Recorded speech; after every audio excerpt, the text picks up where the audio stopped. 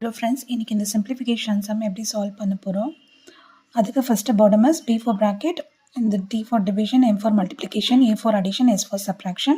So step 1 பாத்தீங்கன்னா நம்ம inner bracket solve பண்ண போறோம்.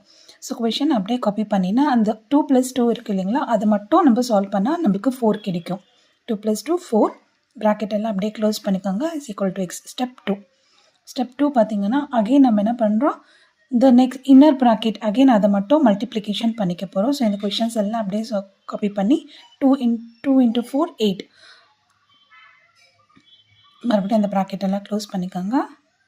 Step 3 2 question அப்படியே copy பண்ணி -2 minus flower bracket 2 minus 8 உங்களுக்கு மைனஸ் இன்ட்டு ப்ளஸ் 8 வந்துடும். ஸோ -8 அதை வெளியில் நீங்கள் ரிமூவ் பண்ணி ப்ராக்கெட்டை ஓப்பன் பண்ணிக்கிறீங்க.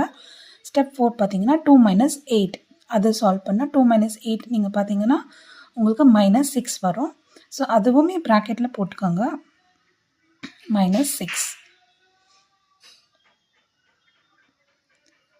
ஸ்டெப் 5 2 minus ப்ராக்கெட், இப்போ நீங்கள் அந்த 2 அப்படியே காப்பி பண்ணிட்டு மைனஸ் இன்ட்டு மைனஸ் ப்ளஸ் 6.